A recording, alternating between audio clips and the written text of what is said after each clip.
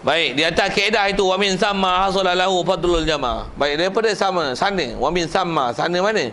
Daripada kaedah yang kata kita punya jemaah yang ikut imam yang ada kecil, ada besar, ada najis yang khafi, yang batin itu, sembahyang sah, tak kena ulang. Daripada kaedah itu apa kita faham? Hasala lahu fadlul jamaah, hasillah bagi makmum fadilat berjemaah, hasil. Pasal apa? Tak kena ulang. Menunjukkan sah jemaah, sah. Dapat tak fadilat? Faham sah tu tak kena ulang, dapat tak fadilat. Amma idza ba'na za khubsin zahirin. Adapun apabila nyatalah oleh najis yang zahir. Najis zahir tu macam mana? Najis yang memang ada pada pakaian zahir. Zahir tu kaki, tangan, muka, kepala, kopiah, sorban, itu kain yang dia pakai, baju yang dia pakai. Apa seumpama lah, kalau disebab sembahyang kat anggota ni selalunya tapak kaki lah, tak cicak kanan gitu kan, perasan bijak tengok ada dua color, tengok ada hitam putih tu, hitam lah dia tu. Kalau hitam je macam elok, ada tak putih? Kalau ada putih tu indikator tak cicak. Agak-agak tak pasti hitam je tak ada putih, kau calik cium. Kenderia semua alat yang digunakan untuk jadi detektor perkara tu. Siap. Saya tak ajar banyak kamu rasanya. Tuan-tuan bijak pak tu, takkan tak kerti langsung. Jadi kalau kata dia khubusin zahirin fayalzamuhu i'adatu, maka lazim maka makmum ni oleh ulang ala ghairil a'ma, di atas lain daripada orang buta. Berbahagialah siapa-siapa yang buta dalam kes ni. Maksud apa? Orang buta nak tengok najis ke mana? Ada tak kecuali? Satu kalau buat teka-teki boleh. Ada tak imam najis zahir, makmum ikut imam ni, imam batal, makmum batal lah. Imam macam mana yang, makmum macam mana yang tak batal bila imam batal dengan sebab najis zahir di zahir kaki dia? Teka-teki. Saya ngaji fiqh lah, memang ada kitab fiqh yang antaranya kitab Sitin dan Masalatan. Kitab tu nama kitab Sitin. Dia cerita 60 masalah dasar. Di samping tu disyarahkan beberapa puluh lagi masalah yang bersama dengan 60 yang dasar tu. Kitab tu memang dia bagi masalah, dia memang ambil masalah pun masalah yang top list, yang orang kadang-kadang terkeliru, dan bagi masalah dia bagi teka-teki, siap teka-teki, semua teka-teki. Selesai masalah, teka-teki. Wayul ghazu kata dia, teka-teki. Ini sebahagian padanya. Kadang-kadang dia tanya teka-teki gini, air apa? Dia beribu-ribu kolah, tapi semuanya adalah najis. Dan najis yang ada pun hanya sebesar tek cicak je. Tapi dia beribu-ribu kolah, tek cicak jatuh dalam air tu. Macam mana air yang beribu-ribu kolah dan berjuta-juta kolah tu masih menajis? Tuan-tuan tak biasa ngaji fiqh, tuan-tuan tak boleh nak reka benda tu. Dia cerita bab najis dalam sungai. Sungai kecil, jeriah dia kecil. Sungai besar tu, buah bila batang paip. Batang paip ni ada tek cicak seketul ni. Masuk air ni. Bila air lalu kat tek cicak ni, apa hukum air ni?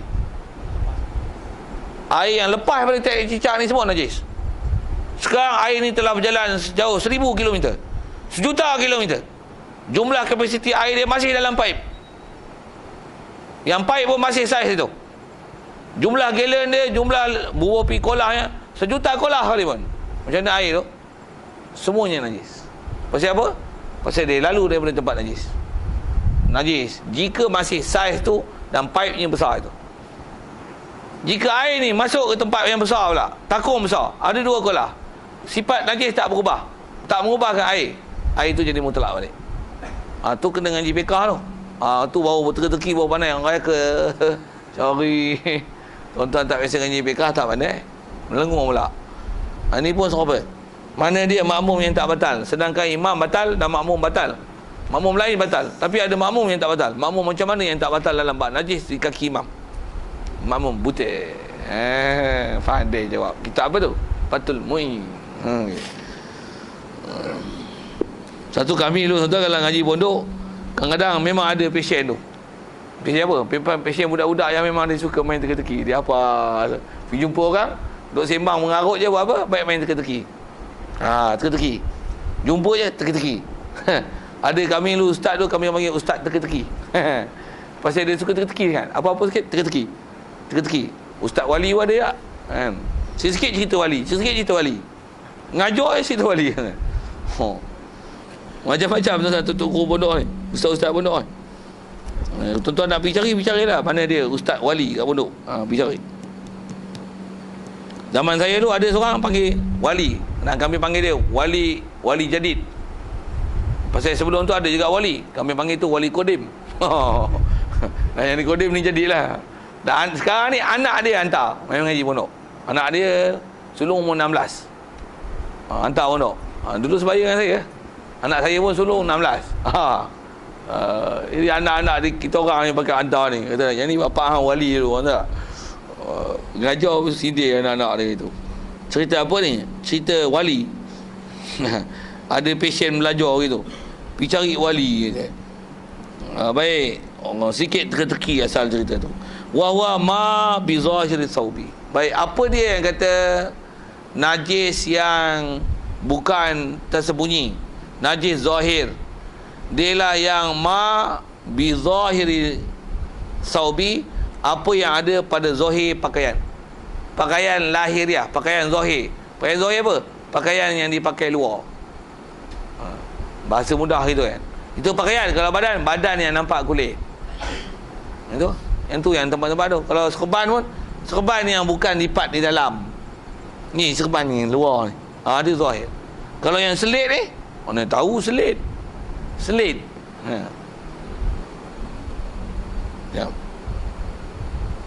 Wa in hala bainal imam wal ma'mum hailun, dan dia kata batal sembahyang ni bagi makmum kalau masalah najis yang zahir ni, sekalipun menghalangi antara imam dan makmum tu oleh hail.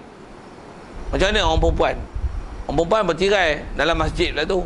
Ada hukum masjid yang kita dah bicara tak? Bila dalam masjid, tirai tutup semua. Bahkan duduk tingkat 10. Ataupun duduk kat Masjidil Haram tingkat 3. Ujung sutuh. Memang tak nampak imam. Imam tak cicak kaki. Teropong pun nampak. Teropong pun tak nampak. Pasal apa? Pasal tu macam-macam halangan. Batal imam macam mana? Batal habis satu masjid. Sekali pun ada hail.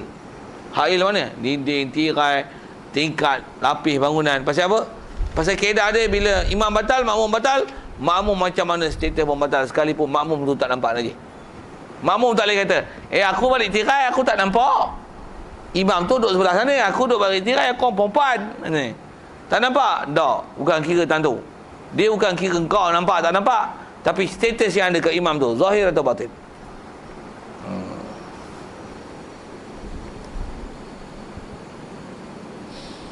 Wal aujahu fi dhabtihi, dan kata dia yang paling kuat, yang paling ada wajah untuk dobitkan masalah ni, ayakuna bihaitsu law ta'amalahul ma'mum, yang kata najis zahir macam mana, bahawasanya adalah macam ni, kata dia, sekira-kira jikalau ta'amalahul ma'mumu ra'ahu, jikalau makmum perhati, makmum akan dapat lihat najis.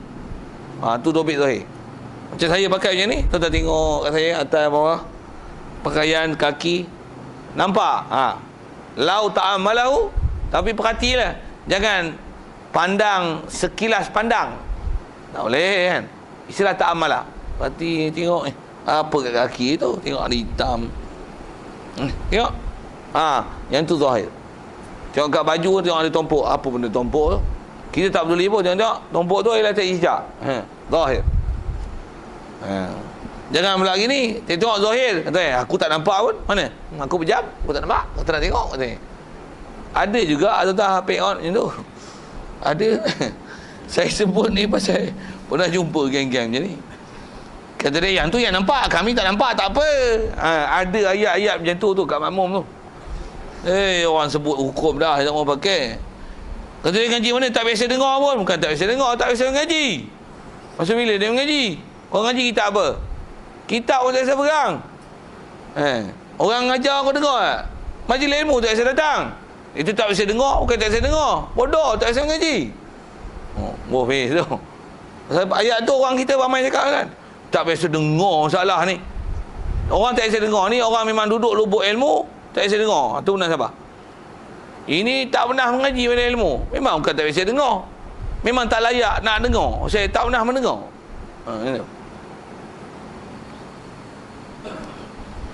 Orang pekak tak pernah dengar syarifah ini.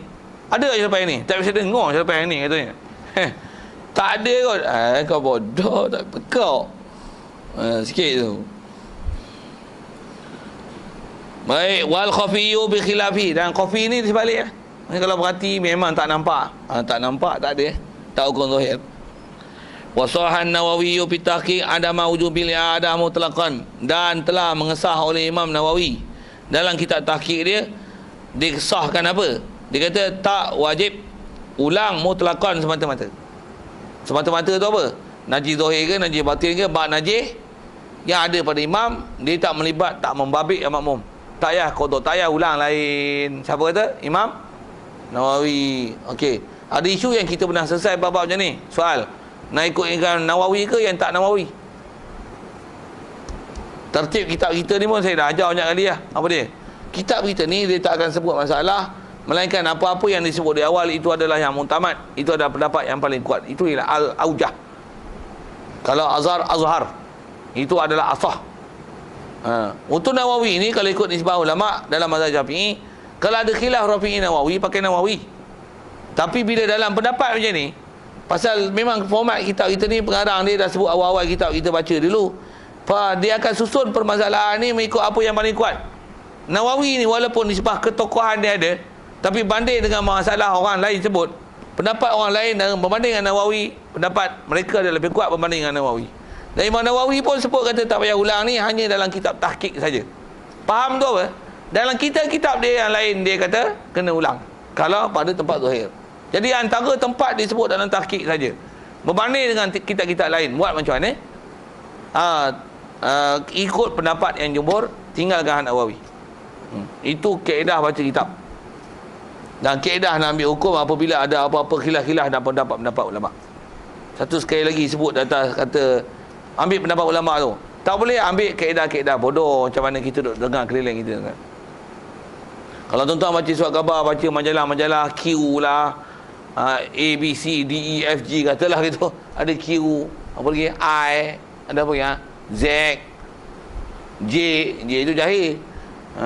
Majalah jahil, bingung. Tambah panggil pula tokoh tu, memang tokoh ni tokoh yang moden-moden ni.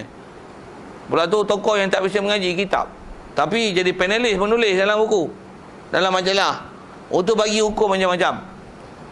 Apa saya nak sebut ialah antara pembentangan dia, kadang-kadang orang universiti, dan memang format ngaji universiti ni dia akan cerita macam-macam pendapat lah. Pendapat. Lepas tu tuan-tuan tahu apa dia buat? Untuk dia buat rumusan. Rumusan tu ikut apa? Ikut kepala otak tok dia. Tok dia geram. Dia ikut tok dia bukan dosa. Tapi nak menunjukkan kata leceh kat dia orang ni tuan buat hukum. Dia tak belajar macam mana tertib ulama dulu mengajar macam mana nak buat kalkulasi. Dia tak khilaf-khilaf. Ni saya sebut ni. Dia tak buat macam mana yang saya belajar, ulama dulu ajar macam mana nak selesaikan bab khilaf macam ni. Bahkan dia ikut kepala otak dia lah. Antaranya dia kata macam ni, berdasarkan suasana masyarakat yang begitu mendesak pada zaman ini. Antaranya isu banjir apa kan. Boleh tak jamak semayang ketika banjir? Dengan air yang susah nak dapatkan, sumber air yang bersih, air banjir yang macam-macam pencemaran yang berlaku dalamnya dan mengotorkan, maka sewajarnya dibolehkan untuk menjamakkan dan mengkosorkan semayang dalam keadaan banjir. Ada ustaz kita yang kata tu. Ustaz mana? Ustazmudah.com. Saya memang labelkan geng ni ustazmudah.com. Dulu saya labelkan Ustaz KOS, Ustaz KOS. Tuan-tuan bisa dengar saya ganjar alurnya tu. Tuan-tuan tak bisa ikut. Bisa dengar kan? Tak ingat? Ada kan? Apa KOS? Kepala otak sengit. Lomba ingat. Bagus. Pasal dia ikut saya punya kuliah. Saya dulu gunakan Ustaz KOS, KOS, kepala otak sengit. Saya ada sebut itu dulu. Sekarang saya nak tukar. Di zaman ICT, ustazmudah.com. Okay. Bukan mudah.com tuan-tuan buka tu. Label. Maksudnya ambil mudah. Ikut senang dia. Bubuh istilah lain pula. Istilah boleh tukar, tak boleh. Rumah boleh pindah, tambah istilah. Okey, sikit. Sambil-sambil itu seluruh bab tu. Macam mana pun nak sebut, macam mana nak selesaikan Syekh Imam Nawawi khilaf ni? Yang ni pendapat dia yang bukan muktamad. Yang muktamad dalam kitab dia yang lain. Yang tahqiq adalah bukan kitab muktamad. Antara kitab muktamad Minhajut Talibin. Antara kitab dia yang muktamad adalah kitab Majmu'. Sikit lagi kalau sebut bab ni. Kalau ada orang kata, ini Imam Nawawi sebut gini dalam kitab dia. Apa satu kita kena pandai apa ni? Apa dia? Itu yang dalam kitab tu bukan kitab mutamat, tu kitab dhaif dia. Kitab dia yang mutamat adalah kitab majmu'. Oh, pandai. Ada orang kadang-kadang dia keluarkan pendapat-pendapat di atas nak menyokong pendapat dia ni, bukan dia ikhlas membahas apa yang sepatutnya. Tapi dia ambil kaedah tu ya, mudah.com. Acik ada pendapat mudah, itulah yang disebar dan ditabur dalam masyarakat. Alasannya apa? La yukallifullahu nafsan illa wus'aha. Kadang-kadang dia kena apa? Inna dina yusrun. Wa man yushadda dina illa ghalabah. Agama ni mudah. Siapa-siapa yang memberatkan agama akan kalahkan dia. Esok dia sendiri akan mengalah atas hukum yang dia duk sibuk berat sangat. Itu syarahan yang selalu dia dengar dalam bab-bab ni. Ustaz model lah ni tuan-tuan dengar lah saya sebut tu. Itulah ayat yang selalu keluar daripada dia.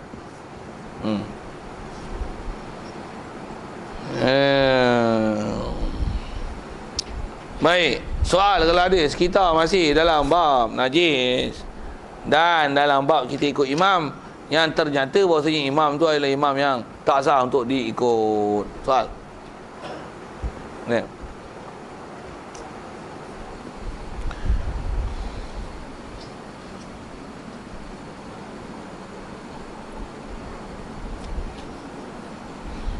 Baik, tak ada sambung. Wasoha iktida'u salimin bisalisin. Jadi pun bab ni tuan-tuan, ramai orang tanya zaman lah ni. Pekah tengok Dobit, senang je.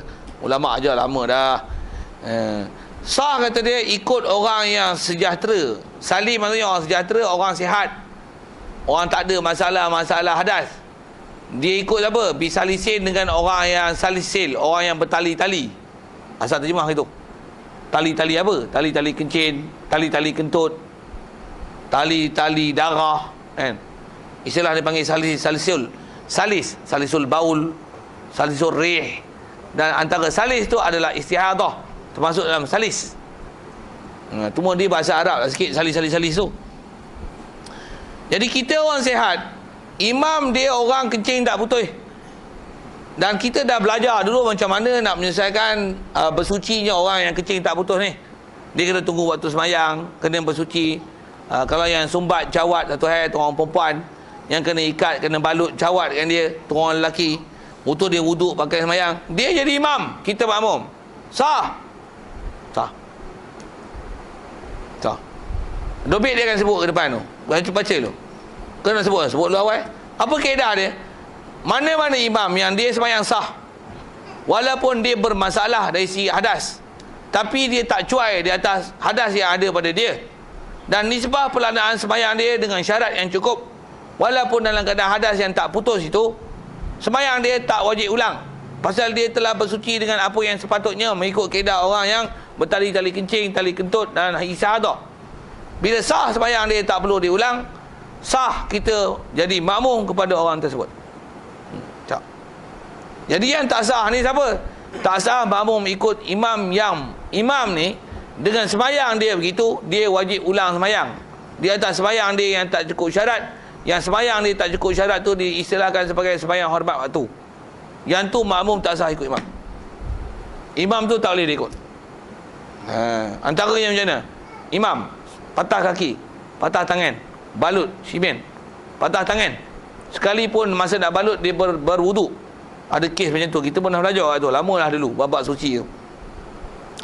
Jadi dia sembahyang dalam keadaan dia bertayamum. Tayamum pun kat tangan pun balut. Benda yang nak digunakan tampal tangan balut, dia bertayamum, tayamum pun bertampal, tayamum pun koyak.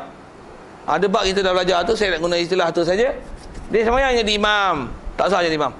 Pasal apa? Nanti bila waktu kena buka dia punya balutan tu, imam ni dia kena sembahyang dia diqada semula.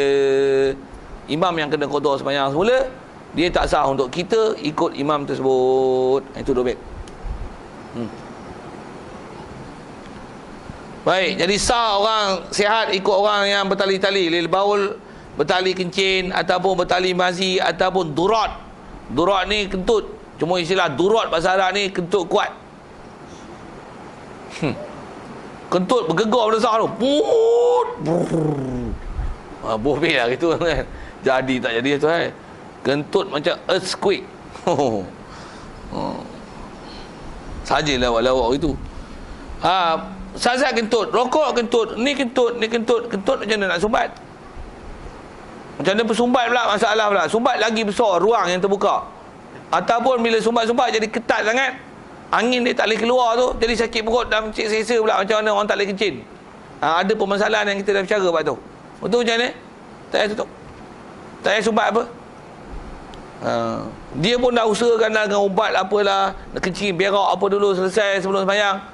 Tapi tetap keluar angin juga. Dan sembahyang dia kena kotor lah, tutup beg dia. Ada bab kalau tuan-tuan tak jelas tu tanya lain. Sembahyang dia tak kena kotor, dia atas penyakit dia macam tu pula tu. Nisbah doktor pakar pula kata dia sahkan penyakit awak ni tak tahulah bila nak sembuh. Tak tahu bila sembuh, tapi tengok keadaan tu memang susah nak sembuh. Macam mana pun keadaan macam tu, sembahyang dia kena kotor ke? Tidak. Syarat jangan cuai untuk bersuci dan memelihara semua syarat untuk pelaksanaan solat dalam keadaan macam tu. Okey, tu dua bit ni. Dan boleh sembahyang ni sah untuk orang ikut qaimin bi qaidin. Sembahyang orang berdiri dengan orang duduk. Imam duduk, makmum berdiri. Dengan syarat memang makmum ni imam ni memang dia tak boleh berdiri, dia kena duduk. Boleh? Boleh. Dia sebut duduk, baring boleh, ngerin boleh. Selagi sah untuk dia jadi imam dan tak ada qada sembahyang dia dalam keadaan dia duduk, dia ngerin, dia baring, tak ada qada, sah untuk dia jadi imam. Cuma imam manalah yang ada sembahyang untuk berangkat pun masih pergi masjid untuk jadi imam, payah nak ada. Yang sihat wal afiat wal lepat liat ni pun tak mari. Tambah yang uzur-uzur gitu. Sikit tuan-tuan kalau sebut gini, orang uzur-uzur ni dia ibadat ke bila dia uzur? Tak ada tuan-tuan, sihat pun tak ibadat, sakit lagi tak ada ibadat. Tuan-tuan nak tahu, pergi ke hospital.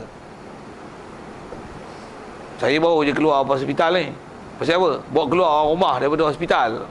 Bukan saya masuk hospital, orang rumah masuk hospital pasal dapat baby baru.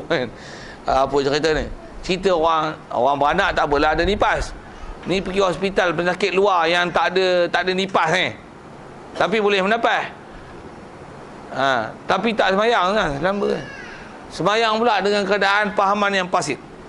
Kadang masuk ayah, ambil wuduk macam mana? Kalau tanya dia sembahyang macam mana? Sembahyang tu ada sembahyang tak kata selamba je. Wai ambil sembahyang, cara dia lah ambil sembahyang. Betul? Duduk atas katil, kiblat ke mana, apa ke mana? Tak apa, rusah darurat. Allah. Kiblat macam mana? Mana-mana pun tak apa. Takkan nak alih katil pula. Dia bagilah macam-macam ayat. Kita dengar apa ni. Malah yang kelahi.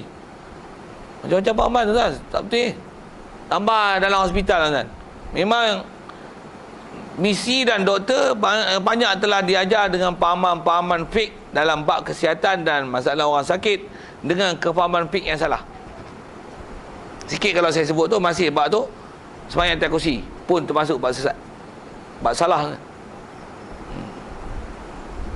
Saya baru ni pagi hari Maulid Rasulullah, pagi Selasa tu, saya duduk masa tu kat pondok lah. Hari tu pun tak ada aktiviti, sekolah Arab pun cuti. Saya minta dekat jantung masjid. Pasal masjid hari tu saya tengok ada satu orang sembahyang atas kursi. Sebab dia boleh jalan elok, cuma nak turun tu sakit sikit lah, kot kaki masalah, dia ada operate kat lutut. Mula-mula seorang tu, tambah seorang lagi sembahyang atas kursi dengan insiden yang sama. Maksudnya ada operation kat lutut. Aku tengok dua orang dah berderet kursi, aku tak jadi. Saya tak boleh nak sembang, tak dan tuan-tuan. Saya berlari sana nyu tak dan nak sembang. Saya minta pagi hari Selasa lepas, hari cuti tu, Maulid Rasul tu, saya minta hari subuh, bukan untuk minta bagi tazkirah tak. Kita nak minta nak muzakarah apa hukum sembahyang atas kursi, dan nak sebut sembahyang atas kursi, dia orang sembahyang atas kursi itu tak sah. 2 jam daripada lepas subuh. 8 suku baru berhenti. 8 suku berhenti. 6 suku ke itu? 6 suku, 7 suku dah tak sampai 2 jam lah. Tapi hampir 2 jam lah. Saya tunjuk kursi, macam mana dia orang sembahyang, saya tunjuk. Waktu orang tunjuk cakap pun berlembut lah kan. Saya tujuan nak muzakarah, tak adalah garang-garang tu. Tapi ayat-ayat yang tegas saya sebut patah tu, saya sebut macam tu kan. Memang orang yang sembahyang atas kursi tu pun ada. Orang tu pun bertanya, baguslah tu, muncul lah, Ustaz, saya ni tak pernah ada orang tegur, kata. Tak pernah ada orang tegur saya, tak pernah ada orang cerita. Ustaz lah, terima kasih banyak lah Ustaz.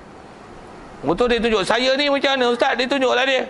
Saya duk mengajar tu, dia duk katalah dia boleh sujud, dia boleh ni. Kalau dia sembahyang atas kursi, dia tak boleh sujud. Dan key besar dia saya mengajar tu, saya kata sebut gini. Saya masih tak sebut tentang berdiri dan duduk. Antara berdiri, rukun diri, berdiri ialah rukun, dan rukun sujud. Mana rukun besar?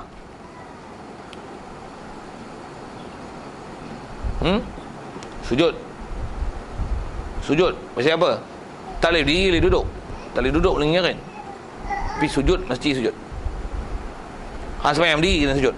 Hang sembahyang duduk, kena sujud. Hang sembahyang mengerin, kena sujud kalau orang sihat. Itu tak ada excuse. Sujud tak ada excuse. Bila dia duduk atas kursi, dia tak sujud. Kalau dia dah duduk awal-awal, dia tak berdiri, dia tak sujud. Kalau dia berdiri, lepas tu dia duduk atas kursi, dia berdiri, dia tinggal sujud. Lebih baik hang berdiri, lepas tu hang turun, hang tak boleh naik, hang sujud. Tapi hang tak berdiri. Pasal sujud tak boleh cover hal lain. Tapi hang tak boleh berdiri, hang boleh duduk. Itu fakta asal dia. Orang sebut tu tontang. Pasal apa? Terpaksa cerita hukum kan, dia pun tak mengaji. Ustaz-ustaz lain tak tahulah, demo masing-masing lah. Kita sikit berani sikit bercakap pun. Saya masjid kawasan keliling Kelah Hulu ni, saya ni antara orang yang memang di blacklist kan daripada bercakap. Antaranya masjid sebelah pondok tu lah, masjid Kuala Luar. Jawatan kuasa memang jawatan kuasa yang tak sama kala dengan saya. Saya minta tu pun daripada biro dakwah dia kebetulan ustaz, tapi di luar ranger lah. Seorang dia. Lain semua yang macam kala yang lain daripada yang kala sepatutnya. Yang tu mengurus masjid. Minta sebut nama saya ya. Pasal dia minta ingat nak buat muzakarah, nak buat tazkirah. Dia kata, ustaz tu tak boleh, ustaz tu dalam perhatian. Saya dalam perhatian dia orang punya. Ustaz tu dalam perhatian. Jadi saya tak dibenarkan bercakap tu. Dia orang buat Maulid Rasul, dia boleh buat gini tuan. Maghrib buat tahlil, lepas tu selawat, berzanji, burdah. Yang tu lepas isyak sekejap. Tahlil, tahlil arwah, lepas tu selawat sikit sementara nak tunggu isyak. Selawat biasa lah, sallallahu ala Muhammad. Selawat gitulah kan. Ikut baca buku berjanji tu. Lagi lepas isyak ada burdah. Lepas isyak makan dulu tanpa ada apa-apa aktiviti ceramah dan peringatan. Cerita apa dia orang tu. Malam tu dia orang makan, subuh tu saya hentam. Tambah ilmu. Kata dia, saya ngaji, tuan-tuan duduk tempat ilmu, tuan-tuan duduk tempat lubuk ilmu, tuan-tuan tak dapat ilmu. Itu ayat-ayat saya. Saya memang ayat saya padah-padah. Lantak kau. Aku tujuan nak bagi cerita betul. Lagi korang tak nak pakai cakap aku. Nak pakai tak pakai, saya dah tunaikan tanggungjawab saya sebagai orang yang tahu. Saya nak cerita hukum. Saya dah jelaskan tuan-tuan, sejelas-jelasnya. Saya tunjuk dengan praktikal. Dan saya penat hari tu. Pasal saya bersungguh menggunakan tenaga saya yang ada untuk tunjuk cara semayang macam ni. Dengan gia 14, gia 18, bondur, lompat, turun, semua saya tunjuk. Nak tunjuk apa? Bagi dia orang faham, bagi dia orang reti. Pasal saya tengok bila duduk di kursi tak ada orang tegur. Kalau ada orang reti mesti ada orang tegur. Jadi saya borong semualah. Bila tak ada orang tegur, menunjukkan semua satu label, bodoh. Dan merasakan bahawasanya benda tu tak salah, padahal benda tu salah. Okey. Sikit saya nak sebut tentang mana. Tentang sembahyang atas kursi. Orang berdiri dengan ikut orang sembahyang, duduk boleh. Kalau memang dia sembahyang duduk dan memang pergerakan dia ialah merangkak, dia tak perlu sembahyang atas kursi. Bahkan dia sembahyang dengan merangkak, dia sembahyang duduk, dan dia wajib sujud di situ. Dia tak boleh sembahyang atas kursi. Yang ni pun ada tempat-tempat yang saya kena tegur tu, tapi saya tak tegur bab tu. Bab sembahyang atas kursi ni ramai sangatlah tuan-tuan. Ramai sangatlah. Bala saya tengok. Jadi bala celaka tu. Pasal jadi tak sah sembahyang kan. Sembahyang tu tiang agama. Bila sembahyang tak sah, tak cukup syarat, walaupun orang sembahyang berlekok dahi, hukum tak sah sembahyang, hukum tak sembahyang. Penat aja. Jadi asal bicaranya, boleh ke orang kiam ikut orang duduk? Kalau memang dia kena sembahyang duduk, dia pula bergerak dengan merangkak, dia memang tak boleh berdiri. Kalau nak berdiri pun kena orang angkat dia, orang papah dia tu pun berdiri terketar-ketar. Dia memang kena duduk. Dia memang kena sembahyang duduk, dan duduk tak boleh duduk atas kursi. Dia kena duduk bawah. Ada makmum ikut dia, sah untuk makmum berdiri, dia duduk. Sah. Tak ada masalah. Yang ni selalu orang tanya kan. Boleh ke makmum duduk, makmum imam berdiri? Tak ada masalah. Ataupun terbalik, makmum yang berdiri, imam duduk, tak ada masalah. Dobek dia macam mana? Dobit dia ialah makmum imam yang tak kena ulang sembahyang. Tu dobit. Disebut. Sah untuk orang qaim bi qaidin bergerak, mutawaddiin bi mutayammimin. Boleh orang yang berwuduk ikut orang bertayamum. Boleh. Tapi tayamum mana? Tayamum yang la talzamuhu i'adatun, yang tak lazim akan dia kena ulang sembahyang. Bahkan kalau ikut dia bukan saja bab tayamum, semua bab imam yang kalau dia sembahyang dia tak perlu ulang, disebabkan cukup rukun syarat yang dia buat untuk menyebabkan sah sembahyang dia, sah untuk dia jadi imam, sekalipun dia sembahyang duduk, sekalipun dia bertayamum. Sembahyang duduk tu maksudnya dia memang tak boleh berdiri, dia kena duduk. Itu maksud dia. Sah orang yang berdiri duduk ikut dia, sah imam bertayamum yang memang cukup syarat untuk tayamum dan dia tak kena qada dengan sebab tayamum. Makmum berwuduk, imam bertayamum, sah makmum ikut imam yang bertayamum. Tapi dobit itulah tayamum yang imam tak kena ulang solat. Tak faham tu, pergi tobat yang lain dah tu. Pasal panjang nak cerita bab tu. Ada bab dah cerita. Okey, itu prinsip ilmunya.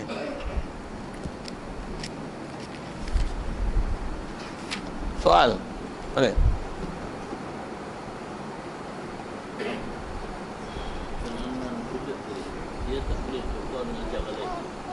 Sujud.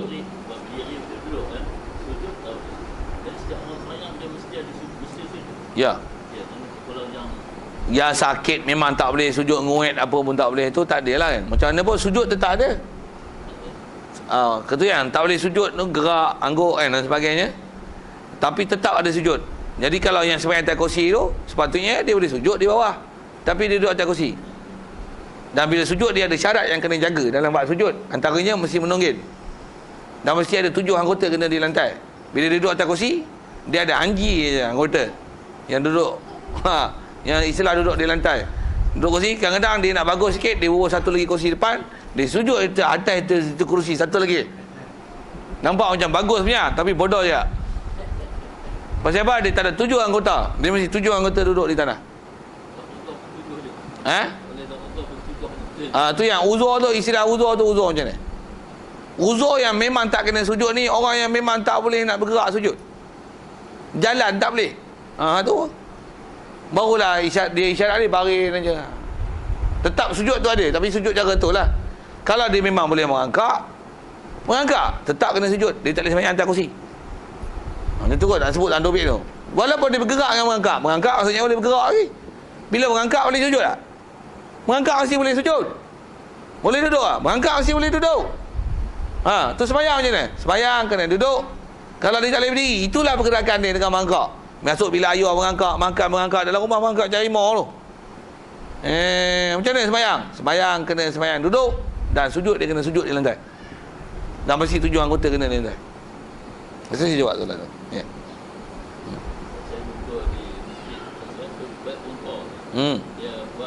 Kursi tu lah. Tak sah. Tak boleh. Najis yang nampak mata tadi. Pada jemaah ni imam. Ya. Nampak ada teknik hijab. Sembahyang lain lah. Khutbah lain, sembahyang lain. Kalau ada pasil, macam dia pun memang pasil lah kan. Istilah pasil tu maksudnya ada perceraian dan ada khutbah dengan sembahyang. Dah habis sembahyang mau pasal tak hijab. Khutbah lain, sembahyang lain.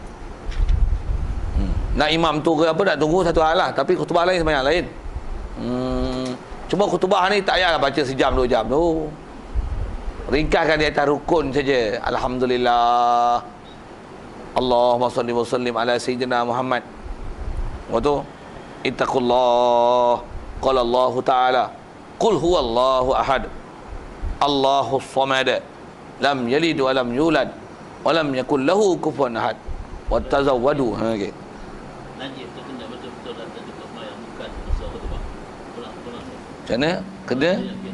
Najis tu kena betul-betul datang di masa sejadah. Bukan ada kaitan dengan khutbah. Ya. Bila kena sejadah tu, kena tak dekat orang sembahyang tu? Kalau dia kena kan. Tapi bukan masa khutbah tu. Masa sembahyang je. Dia khutbah tu sah sekalipun. Tapi sembahyang tak sah. Bila sembahyang tak sah juga lah khutbah yang tadi. Pasal sembahyang nak boleh sah, jika didahului oleh 2 khutbah yang sah, baru boleh semayang. Jadi semayang tadi tak ada kena tarik cicak apa pun. Tapi syarat untuk boleh pakai khutbah tu, dengan syarat mesti jangan bersenggang antara khutbah dengan semayang, kadar 2 rakaat yang sering ringkas solat. Jadi bila semayang ni batal, macam mana nak hubung kaitkan dengan khutbah tadi, pasal dah ada selang senggang 2 rakaat. Jadi tak dapat tidak, untuk sahkan semayang tu mesti dilalui khutbah. Khutbah kena ulang juga lah. Sikit lagi kalau saya tambah tu, ada baru ni orang kampung Gajah tanya masalah tu. Tak tanya yang kat sarjana tu, imam semayang dah habis semayang Jumaat, baru sedar khutbah dia baca tak cukup rukun. Memang tindakan yang dia buat betul, dia telah ulang semula khutbah, semayang lain. Ada yang dah balik, tapi dia punya tindakan gitulah. Kelahi jemaah. Kelahi apa? Kelahi khilaf pendapat ulama', mudah.com. Ada yang kata macam mana? Apa gaduh diulang khutbah? Yang tak sah tu semayang. Bila tak sah semayang, ulang semayang je lah. Tu satu pendapat. Ada yang kata gini, alah, yang tak sah tu khutbah je, pasal khutbah tak cukup rukun. Bila khutbah tak cukup rukun, yang tak sah khutbah, tapi semayang tak ada kena-mengena. Apa perlunya ulang khutbah dengan semayang tu? Ada itu. Kiranya macam mana? Kata dia, ada orang main lambat tak dengar khutbah pun boleh semayang? Sah? Tak dengar khutbah? Sepak bagi orang tu. Apa punya kaedah hukum tu? Tu yang kata banyak ustaz-ustaz tu kelahi tu. Ada ustaz yang memang incah dalam bab tu, kata dia, aku pening lah nak jawab. Hampa ngaji Mesir, Jordan, Syria macam ada. Aku tanya ustaz pondok senang dia tak? Dia tanya aku. Dia tanya saya jawab lah. Dia orang buat macam mana? Dia imam tu ulang khutbah. Dia ulang pun ulang ringkas je lah ustaz, kata dia, baca ulang khutbah dengan rukun-rukun, betul semayang. Dia kata betul imam tu buat. Betul tak? Kena ulang ke? Kena. Betul lah imam tu betul, sah. Lain daripadanya tak diterima. Saya sebut itu. Okay, faham lah.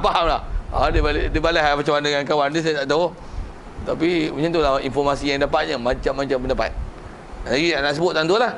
Jadi nisbah pengulangan tu kena pada dua-dua tempat, walaupun kena buat semayang je. Orang buta tadi, imam tu Najis. jadi ada ke perlu beritahu yang kita je Kalau bagi tahu pun dah kata tak batal. Pasal tak hukum cuai kat dia, pasal kalau dia bagus macam mana pun, macam mana nampak benda dia tak boleh nampak. Kutlah tangan dia ada dia scan. Itu kot lawak-lawak gitu sampai. Okey.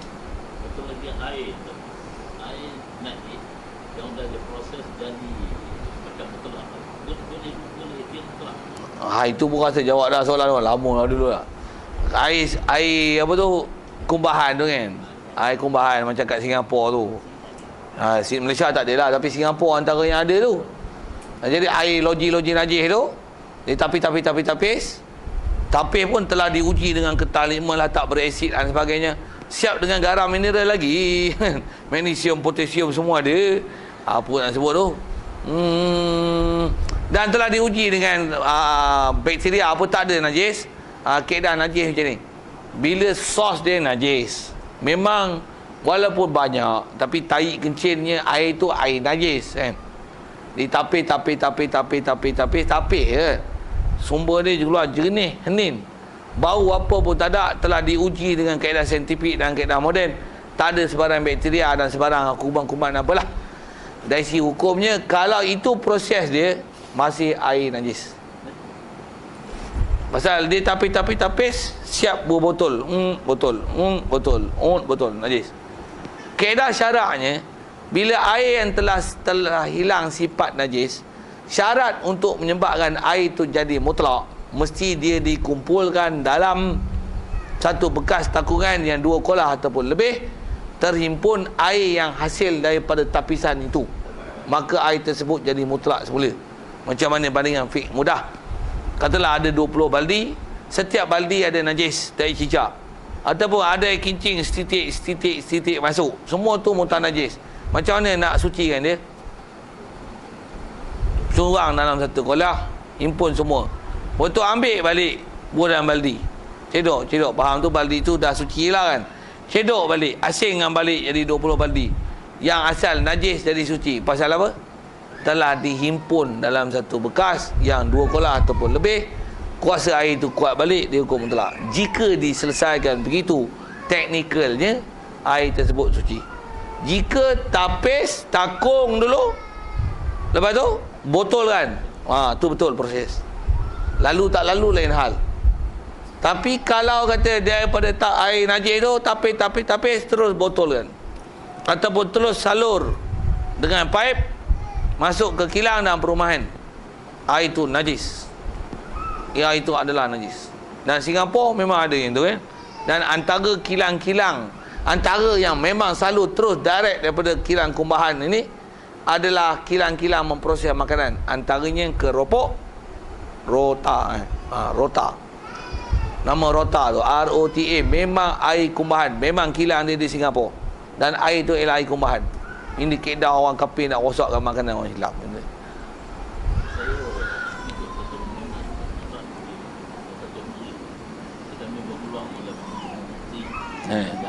Ya. Katanya ni dia tidak najis kan telah dapat dikembalikan sifat mutlaknya. Itu sampai itu. Oh, dia kata tu tidak najis kerana telah dikembalikan sifat mutlaknya. Dia ada syarat yang satu lagi dia terlepas pandang. Memang betul ayat tu, tapi tak habis.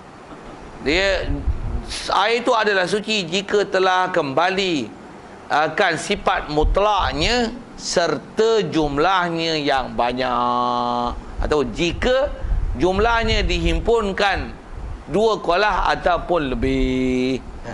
Kalau telah dikembalikan sifat mutlaknya sekalipun, tetapi dengan kapasiti yang sikit, dia adalah najis. Kaedah mudah, tai cicak jatuh dalam gelas, ambil tai cicak, buang tai cicak, ada bau, ada rasa, ada warna, telah kembali ke mutlakan air tersebut.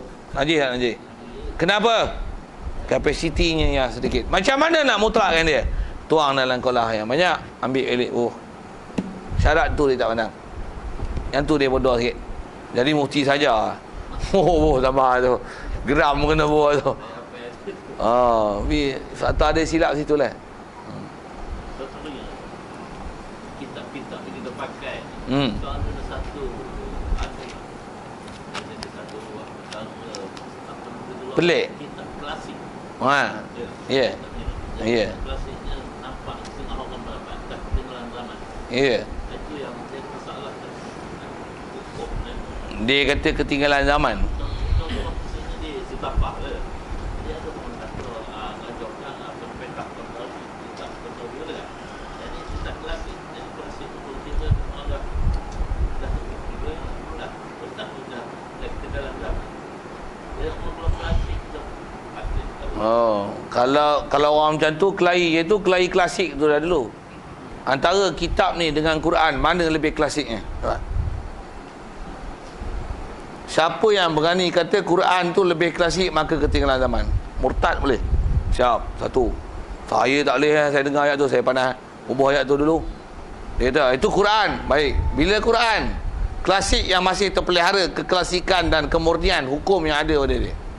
Ni, kitab klasik ni terpelihara, dan ulama' yang karang dia, ulama' yang mutabar, yang sangat pakar dalam bab ilmu. Dengan Qardawi, Nawawi, Bobiyah, Imam Syafi'i dengan Qardawi, siapa yang lebih klasik dan siapa yang lebih alim? Jawab. Kaedah kelahi tu. Itu Imam Syafi'i lah. Kenapa Imam Syafi'i punya nama dalam mazhab dan kaedah dia tak disebut dalam biang-biang kau ambil Qardawi?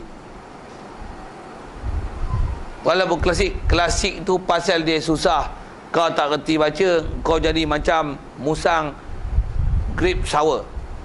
Grape is sour, faham tak? Grape masam. Cerita musang yang makan buah tu, nak makan anggur tak boleh, lompat. Dah penat. Sour grape ke grape sour? Sour grape. Saya selalu silap tu lah. Sour grape. Dia kata apa? Dia belah gitu, sour grape. Apa dia? Kita punya bahasa anggur masam. Dia tak dapat. Jadi tak reti menari, dikatakan lantai joget-joget. Baca kitab klasik tak boleh. Dah lah togel, tak ada baris. Kalau jawi pun baca boleh, tapi tak faham. Dia tak faham, kata apa? Mengarut ketinggalan zaman. Kepala otak kau tengok masalah kita bicara tadi. Ketinggalan tak ketinggalan, dia lebih advance daripada hukum. Orang tak pernah bicara pun bab tu, tak pernah terfikir pun, semua masalah dah disebut dan diselesai dengan kaedah dan fakta. Macam mana dia boleh kata ketinggalan zaman? Macam mana dia boleh kata pakai Qardawi lagi bagus? Tak betul. Salah hujah. Kelahi bab tu. Penceramah kata Ha. yang Qardawi keluarkan hukum ada sesuai dengan suasana zaman moden sekarang. Buat gitu. Dia ustaz-ustaz yang mudah.com itulah ayatnya. Itu je lah. Itu orang ramai macam kita ni, kita mengaji kitab. Orang ramai mesti ikut itu. Dia tak dengar saya kelahi duduk sebelah dia. Saya duduk sebelah dia. Kalau ada yang kelahi panggil, kalau ada orang macam tu panggil saya sebelah, duduk sebelah. Kelahi 2 orang. Antara dia cakap macam tu, setengah saya nak balas balik macam mana. Tapi saya nak balas apa? Tunggu saya jumpa dengan dia, saya nak balas. Saya tak boleh, saya geram saya sebut macam-macam. Oh, memang saya tunjuk depan muka nak kata sebab dia cakap sebelah pihak. Sebelah ni dia tak bagi orang yang ahli untuk bercakap, untuk lawan pendapat dia tu. Tak bertemu buku dengan ruahnya. Dia dah buat buku, ruah dia tak bagi. Bagi ruah baru kena dengan buku. Ini bagi ruah dengan ruah, mana jadi? Ruah dengan buku baru belaga. Panggil saya, cakap dengan dia. Kelahi.